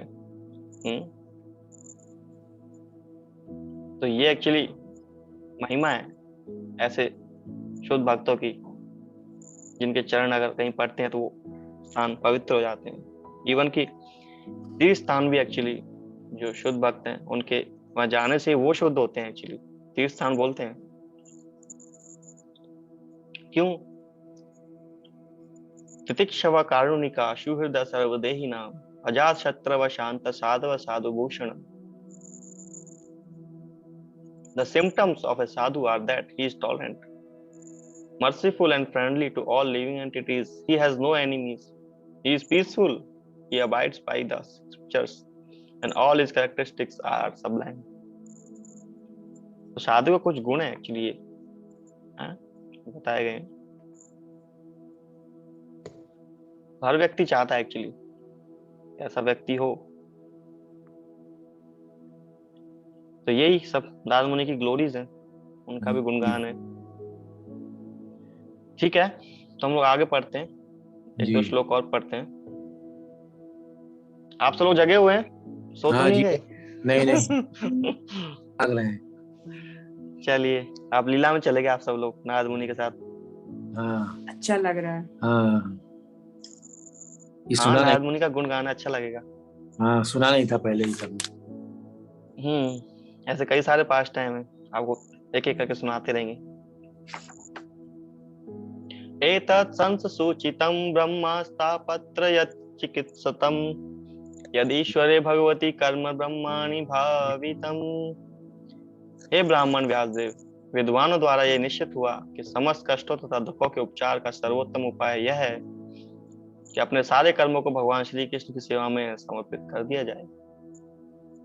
श्री नारद मुनि ने स्वयं यह अनुभव किया कि मोक्ष का मार्ग खोलने या जीवन के समस्त कष्टों से छूट पाने के लिए सबसे सहज तथा व्यवहारिक उपाय यह है कि सही तथा प्रमाणिक स्रोत से भगवान की दिव्य लीलाओं का विनीत भाव से श्रवण किया जाए। यही उपचार की एकमात्र औषधि विधि।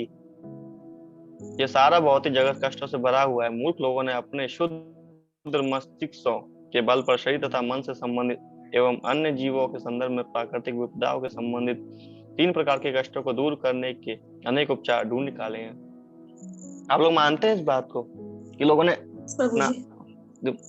इंटेलिजेंस को यूज करके कई सारी चीजें बनाने का, डेवलप करने का प्रयास किया है कि नहीं? हाँ जी प्रभु जी। जितना भी आप मटेरियल क्रिएशन देख रहे हैं ना, इसका अल्टीमेट पर्पस यही है कि हम लोग किसी तरीके से हमें कुछ खुशी मिले। सारा संसार इन कष्टों से उबरने के लिए कठिन संघर्ष कर रहा है, किंतु लोग यह नहीं जानते कि भगवान की अनुमति के बिना ना तो किसी योजना से, ना किसी ही उपचार से विधि से वांछित शांति एवं उपशमन लाया जा सकता है। यदि भगवान की स्वीकृति ना हो तो औषधि उपचार द्वारा योगी को स्वस्थ करने का प्रयास व्यर्थ होगा। आप लोगों ने ये बात सुनी होगी, बट आपके लिए मानना थोड़ा मुश्किल होगा। आप लोग मानते हैं इस बात को? यस यस, बिल्कुल सही है। अच्छा, बिना ईश्वर कृपा के नहीं हो सकता। हाँ, दवा करते रहिए, कुछ नहीं होगा, कोई काम नहीं होगा। क्योंकि अगर ये जो स्टेटमेंट यहाँ दिया गया, अगर ये डिस्प्रूव अगर होता तो कोई भी व्यक्ति किसी भी डॉक्टर के पास जाके ये गारंटी लिखवा के ला सकता था, है कि नहीं जी? कोई भी डॉक्टर गारंटी लिख के दे सकता था ना कि मैं इतना पैसा लूंगा और ये पेशेंट मरेगा नहीं, आई गारंटी, है कि नहीं? यस। तो वो लोग वो स्टेटमेंट नहीं दे सकते, इसलिए भगवान अपना स्टेटमेंट दिए कि कोई दवा काम नहीं कर सकती अगर भगवान की इच्छा ना हो तो। अब भौतिक लोग अपना अपना इसमें स्टेटमेंट दे सकते हैं कि ये तो नेचर का कार्य है, होगा ही ना। तो अगर आप लोग इस बात पर एग्री करते हैं कि ये सब होगा, जो मटेरियलिस्टिक लोग हैं, भौतिक लोग हैं, तो उनको ये मानना चाहिए कि इसके अपोजिट में एक चीज और है, स्पिरिचुअल, जो इस बात को प्रूव करती है कि यस, ये चीज एग्जिस्ट ही नहीं करती, ये चीज यहाँ पे एग्जिस्ट नहीं करती। इटर्निटी, जो हर समय जीने की इच्छा है, वो यहाँ एग्जिस्ट नहीं करती संसार में।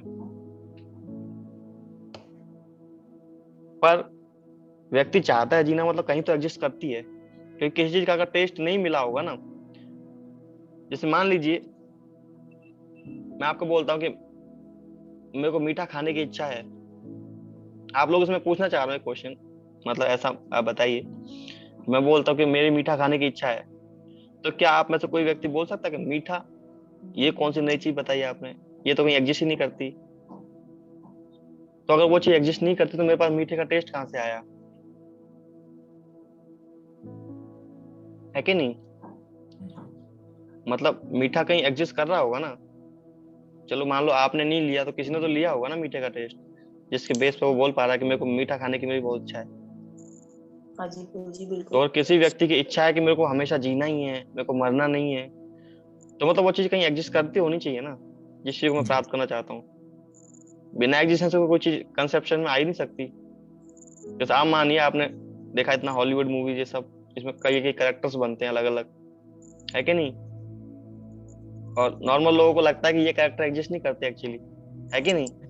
इसलिए उनको सब कैरेक्टर नए नए लगते हैं कि अवतार मूवी में ये कैरेक्टर आया है, ये हम पहली बार देख रहे हैं, या किसी मूवी में ऐसे ऐसे चीजें आती है जो मतलब यहाँ पर नहीं देखी होंगी किसी ने।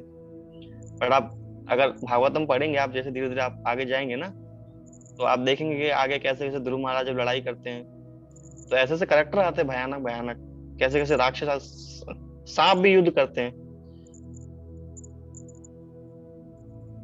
है कि नहीं?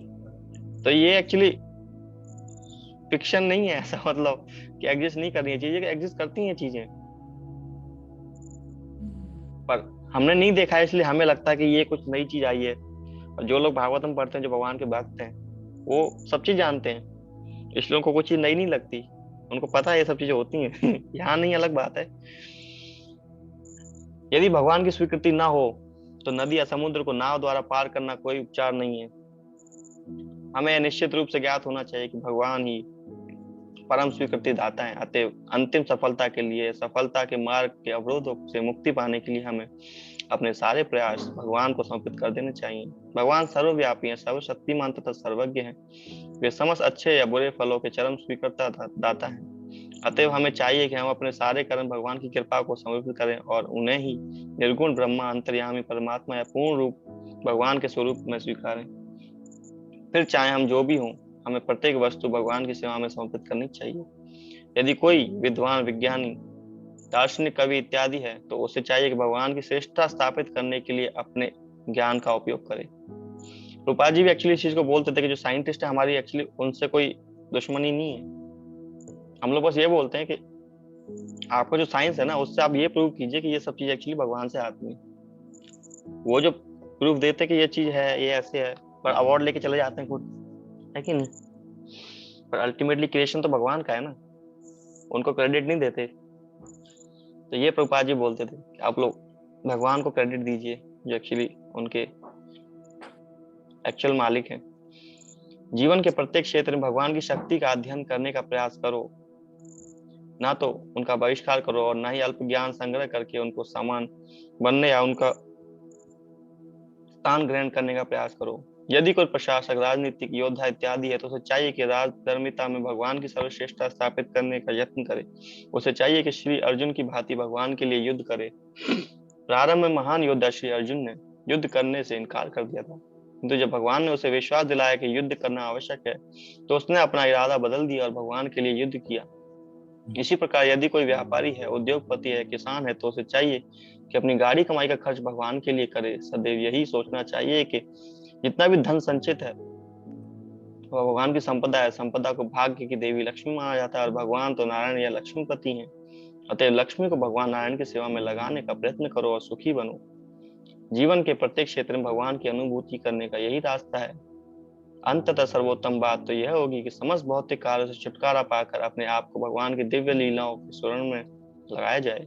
किंतु ऐसा अवसर प्राप्त न होने पर मनुष्य को चाहिए कि वह जिन जिन वस्तुओं के प्रति आकर्षित है उन्हें वह भगवान की सेवा में लगाने का प्रयास करे। शांति तथा संपन्नता का मार्ग यही मार्ग है। इस श्लोक में समसूचितम शब्द भी महत्वपूर्ण है। किसी को कभी यह नहीं सोचना चाहिए कि नारद की अनुभूति बाल कल्पना मात्र थी। ऐसा नहीं है। इसकी अनुभूति कुशल तथा प्रकांड विद्वानों ने की है और संसूचितम शब्द का यही असली आशय है। हम लोग 2 श्लोक और पढ़ेंगे, फिर मैं आपको एक छोटा सा और पास टाइम बताऊंगा, ठीक है? जी जी। आमयो यशंभूतानां जायते येन सुवृता सदैव हामयं द्रव्यं न पुनाति चिकित्सम। हे श्रेष्ठ पुरुष, क्या भोजन विज्ञान की विधि से प्रयुक्त की गई कोई वस्तु उस रोग को ठीक नहीं कर देती जिससे ही वह रोग उत्पन्न हुआ हो? कुशल चिकित्सक अपने रोगी की चिकित्सा अनुपान द्वारा करता है। उदाहरणार्थ कभी कभी दूध में बने पदार्थ खाने से पेट गड़बड़ा जाता है, किंतु जब उसी दूध को दही में परिणत करके उसमें कुछ अन्य औषधि मिला दी जाती है तो वह उस गड़बड़ी को दूर कर देता है। इसी प्रकार भौतिक जगत के ताप त्रय को केवल भौतिक कार्य से दूर नहीं किया जा सकता। ऐसे कार्य को उसी तरह आध्यात्मिक बनाने की आवश्यकता है जिस प्रकार पहले लोहे को अग्नि में तपाकर लाल कर लिया जाता है और तब अग्नि अपना कार्य करती है। इसी प्रकार किसी वस्तु की भौतिक अवधारणा तुरंत ही बदल जाती है यदि हम उसे भगवान की सेवा में लगा देते हैं। आध्यात्मिक सफलता का यही रहस्य है। हमें ना तो प्रकृति पर प्रभुत्व जताने का प्रयास करना चाहिए और ना ही भौतिक वस्तुओं का परित्याग करना चाहिए, है ना? ऐसा भी नहीं करना चाहिए कि ये सब मटेरियल सब छोड़ो, सब माया। चीजों को भगवान की सेवा में लगाना चाहिए। बुरे सौदे के सदुपयोग की सर्वश्रेष्ठ विधि यह है कि सारी वस्तुओं का उपयोग भगवान के लिए किया जाए। प्रत्येक वस्तु परमात्मा से उद्भूत है। वे अपनी अचिंत शक्ति से आत्मा के पदार्थ को आत्मा में बदल सकते हैं। अतः भगवान की परमेच्छा से कोई भी भौतिक वस्तु तुरंत ही आध्यात्मिक शक्ति में बदल सकती है। ऐसे परिवर्तन के लिए आवश्यक शर्त यह है कि तथाकथित पदार्थ को आत्मा की सेवा में लगाया जाए।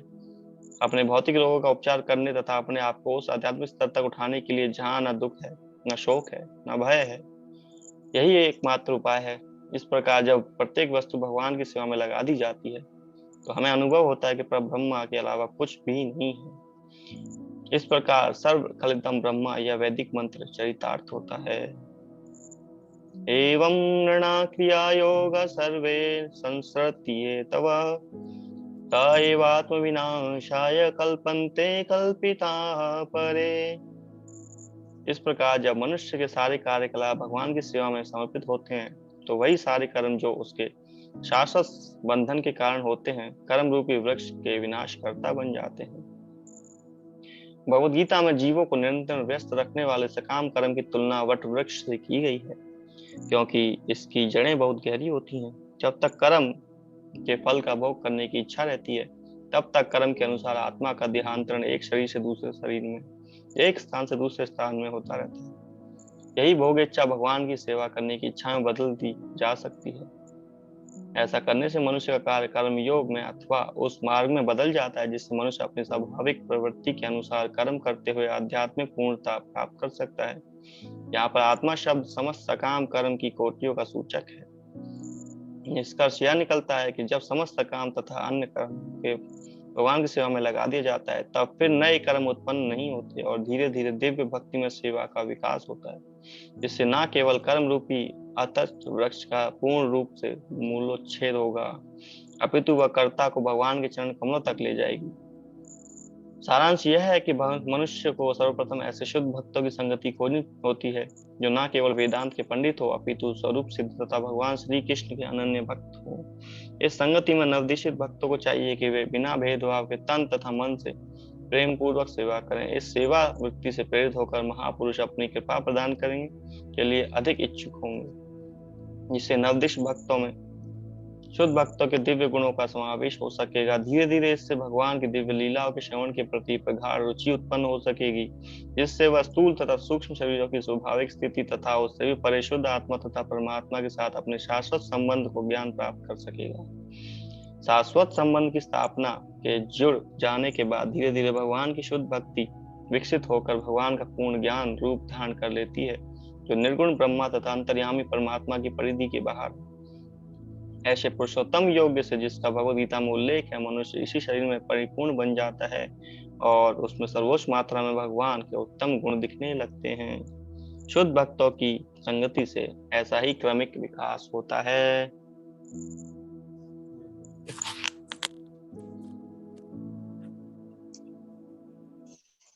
तो आज हम 34 श्लोक तक ही पढ़ेंगे, ठीक है जी प्रभु जी। आप लोगों का समय भी हो गया है, तो जैसा मैंने प्रॉमिस किया था हम एक पास टाइम और ले लेंगे। छोटा सा पास टाइम आपको सुनाऊंगा, आपने शायद सुना होगा गोप कुमार का। आप जानते हैं गोप कुमार के बारे में? आपने नहीं सुना? नहीं प्रभु जी, नहीं सुना है। ध्रुव महाराज के बारे में जानते हैं? ध्रुव महाराज, यस, हाँ जी हाँ जी। ऐसे एक छोटे बच्चे थे गोप कुमार। वो एक्चुअली गोवर्धन में रहा करते थे। गोवर्धन गाय चराते थे वो, जैसे भगवान चराते हैं गोवर्धन में गाय, तो गोप कुमार भी गाय चराने जाया करते थे। बट उनका जो इच्छा था ना, एक्चुअली उनको इच्छा हुआ, उनका कुछ जैसे कुछ लोग होते हैं एक्चुअली उनका ना कुछ ऐसा इच्छा होता है जो मतलब कभी उन्होंने सोचा ना हो, ना कभी देखा हो, पर अंदर से ऐसा कुछ इच्छा रहता है, कुछ ऐसी चीज छुपी हुई है मेरे साथ कि मेरे को समझ में नहीं आ रही है। जैसे गोप कुमार का इच्छा था कि मेरे को आनंद की प्राप्ति करनी है, तो गोप कुमार को एक गुरु मिले थे एक्चुअली गोवर्धन में ही, और उन्होंने उनको एक मंत्र दिया। उनको बोला कि आप इस मंत्र का उच्चारण किया कीजिए, है ना, इससे आपको संतुष्टि मिलेगी। तो गोप कुमार ने ठीक है,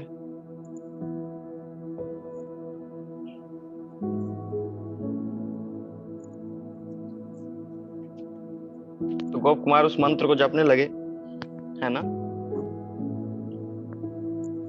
जैसे मंत्र को जपते थे तो उस मंत्र में एक्चुअली बहुत पावर था, कुछ वरदान भी उससे मिल जाया करते थे, मतलब मटेरियल चीज अपने आप मिलती थी उससे।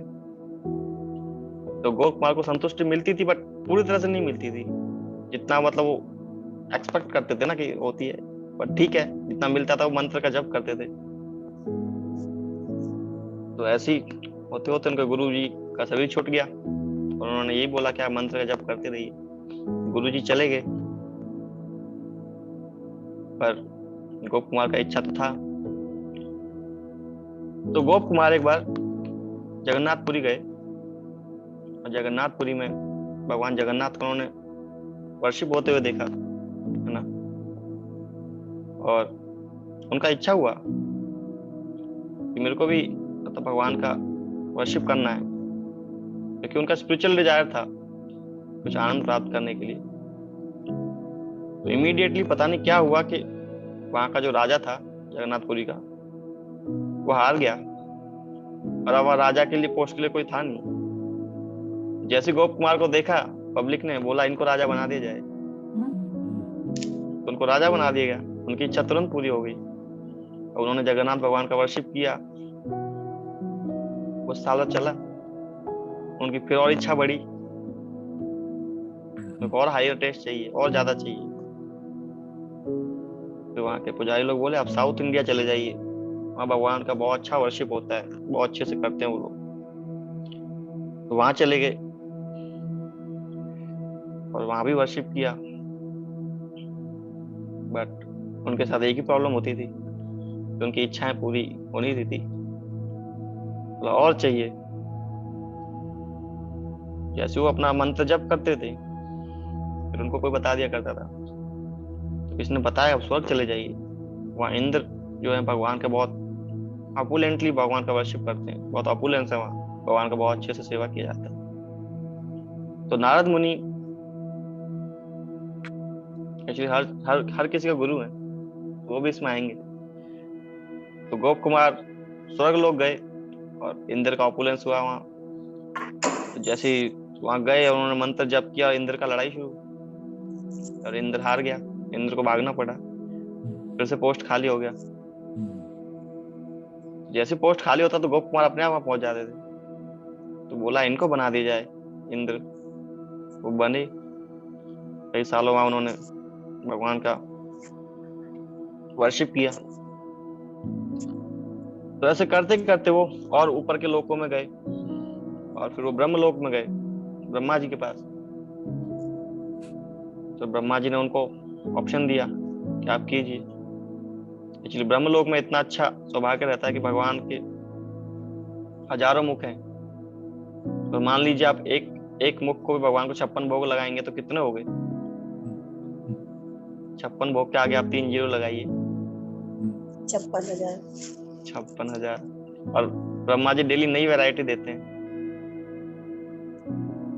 हमारा जितना भी यहाँ कुकिंग का शो चलता है, जितना भी कुकिंग चैनल्स है यूट्यूब, सब फेल हो जाएंगे, इतना रेसिपी वहाँ बनता है। तो वहां भी बहुत ऑपुलेंटली गोप कुमार ने सेवा किया, बट अल्टीमेटली वो वहीं पहुंचते थे कि उनका इच्छाएं खत्म नहीं होती थी उनकी। तो वो गए। अब इस बार उनको वैकुंठ जाने का मौका मिला भगवान विष्णु के पास। तो जैसे वो वैकुंठ गए तो उनका इच्छा हुआ कि देखा सबको, अरे सब विष्णु है, तुरंत प्रणाम किया। जो विष्णु दूत हैं वो बोले अरे नहीं नहीं नहीं, विष्णु विष्णु विष्णु, हम विष्णु नहीं है, हम विष्णु नहीं है, विष्णु अलग है। बोले आप चतुर्भुज फॉर्म में हो, आप ही तो विष्णु हो। तो नहीं नहीं नहीं, ऐसे नहीं, विष्णु जो है आपको अंदर मिलेंगे। तो उनको लेके गए विष्णु जी के सामने। तो वहां पहुंचे तो भगवान को देखते उनको गले लगने का इच्छा हुआ, मैं भगवान के गले लगना चाहता हूँ। बट वहां साथ में लक्ष्मी जी भी थी और भगवान विष्णु एक्चुअली राजा की फॉर्म में, मतलब अपुलेंस है वहां, जैसे भगवान कृष्ण का द्वारका में था। तो वो वाला फॉर्म नहीं है कि कंधे पे चढ़ जाएंगे हम, भगवान को इस हाथ से खिला देंगे हम, वो फ्रेंडशिप वाला वो भाव नहीं है वहाँ। भगवान विष्णु चाह रहे थे बट चाह के भी वो नहीं कर पा रहे थे, क्योंकि इतने राजपाट, इतने नेता लोग, तो वहां ऐसा डील करेंगे तो बड़ा अजीब हो जाएगा। मतलब लोगों को लगेगा क्या हो गया विष्णु भगवान को, है कि नहीं। तो वहां नहीं कर पाए, पर उनका इच्छा था और भगवान विष्णु समझ गए कि इसका इच्छा कुछ और है। और लक्ष्मी जी भी थी वहां, कैसे गले लगाते उसको। तो वहां नारद मुनि आते हैं और वो एक्चुअली गोप कुमार की इच्छा को समझ के वो बताते हैं कि आपने जो मंत्र लिया है ना वो एक्चुअली यहीं तक काम करेगा, वैकुंठ तक। इससे ऊपर आपको जाना तो आपको एक मंत्र देता हूँ मैं। तो उन्होंने गोलोक वृंदावन का मंत्र दिया, हरे कृष्ण मंत्र। बोला इसका जप कीजिए। जैसे वो जप किया तो वो वृंदावन में पहुंच गए। नारद मुनि की कृपा हुई और गोप कुमार गोलोक वृंदावन धाम में पधार गए। और वहां जैसे गए तो वहां कई सारे भक्त थे, भगवान के सखा ग्वाल बाल सब गए हुए थे। और जितनी भी गोपियां थी वो अपनी सेवा में लगी थी भगवान की।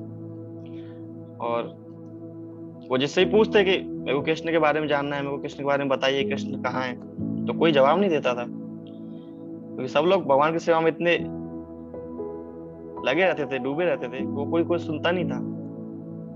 पता उनका एब्जॉर्प्शन इतना ज्यादा था कि अब ऐसा नहीं कि इग्नोर किया, पर इतना ज्यादा उसमें लगे हुए थे कि नहीं सुन पाते थे। तो गोप कुमार को और टेंशन हो गया कि कहाँ भेज दिया, तो कोई सुनता ही नहीं है। तो नहीं मिला कुछ जवाब। तो शाम हो गया। शाम हुआ तो आपको पता ही होगा कि सब गोपियां सब लोग एक्चुअली भगवान का वेट करते हैं, भगवान के आने का। सब लोग देखते हैं भगवान इस रास्ते से आएंगे, और वो लोग देख रहे थे भगवान धूल उड़ने लगी। जब भगवान आते हैं ना, बछड़े सब लोग, एकदम अलग माहौल होता है वो। तो धूल उड़ रही थी। धूल जैसी धूल के आगे भगवान आए धीरे धीरे। बछड़े ग्वाल बाल, कोई अपना बगुल बजा रहा है, कुंगी बजा रहा है। सब लोग मतलब पूरा एंजॉय करके आते हैं वहां वन से। तो आए और आके भगवान दिखे उनको। और जैसे ही भगवान आते आते गोप कुमार के पास आए तो भगवान बेहोश हो गए। सॉरी, भगवान ने आके गोप कुमार को गले लगा लिया, क्योंकि भगवान समझ गए थे इसको क्या चाहिए। गोप कुमार भी समझ गए। जैसे गले लगाया, दोनों की आंख में आंसू आए और दोनों मूर्छित हो गए, गोप कुमार और भगवान। तो ये बड़ा अजीब सा माहौल बन गया। सब लोग देख रहे भगवान को, अभी आया, सब लोग वेट कर रहे हैं, और ये पता नहीं कहां से एक लड़का आया, इसने भगवान को पागल कर दिया, मूर्छित कर दिया। सब लोग बोले कि आप कृष्ण के कान में कृष्ण बोलो, दोनों के कान में बोलो। तो सखाओं ने बोला तो दोनों उठ गए, जग गए। तो भगवान बहुत रोए और भगवान ने बहुत अच्छे से इनको गले लगाया। और शाम को दोनों साथ में प्रसाद के लिए बैठे। भगवान खा रहे थे और राधा रानी ने लड्डू बनाया था। एक्चुअली राधा रानी लड्डू बनाते हैं भगवान के लिए। भगवान थोड़ा सरकास्टिकली मजा लेते हैं। भगवान ने जैसे लड्डू खाया और खा के सामने गोप कुमार के मुंह पर पलट दिया। बोला इतना खट्टा लड्डू तो मीठा होता है। तो यशोदा मैया बोलती हैं, अरे राधा, ये क्या बनाया कृष्ण के लिए, खट्टा लड्डू। एक्चुअली भगवान मजा लेना चाहते हैं, मजा। खट्टा नहीं है लड्डू, सबसे अच्छा लड्डू वही लग रहा है, पर क्या करें। गोप कुमार को खूब प्रसाद खिलाया, बहुत वैरायटी का। और दोनों ने फिर रात में सोए दोनों। वृंदावन में एक्चुअली ऐसा होता है कि जो पक्षी एक्चुअली वहां वन से आते हैं ना साथ में उड़ते हुए, कोई भी जाता नहीं है, वो सब भगवान की छत के ऊपर बैठ जाते हैं। रात भर पूरा वही रेस्ट होता है सबका। जितने भगवान के सखा है वो सोते नहीं है। वो रात में 1 बजे उड़ जाएंगे, पूछेंगे अरे टाइम हो गया चलने का। गेट पे आ जाएंगे, कृष्णा चलिए। पागल, ना सोएगा ना सोने देगा, अभी 3 बजे, जाके सो जा। उठते नहीं है। तो इतना प्रेम है एक्चुअली भगवान से ब्रज में। तो गोप कुमार का ही प्रेम लीला था जो नारद मुनि की कृपा से पूरा हुआ। नारद मुनि ने आशीर्वाद दिया था और उनकी कृपा से वो अपने जीवन का जो संतुष्टि थी वो प्राप्त हुई और दोनों लीला को प्राप्त हुए। ठीक है। हरे कृष्णा प्रभु जी। हरे कृष्णा। लीला को हम यहीं पे शांत करते हैं। गोप कुमार पहले कौन थे प्रभु जी? वो एक अलग पास्ट टाइम है। गोप कुमार का अगर पहली लाइफ जाएंगे तो अलग पास्ट टाइम, लंबा पास्ट टाइम है, कभी और शेयर करेंगे।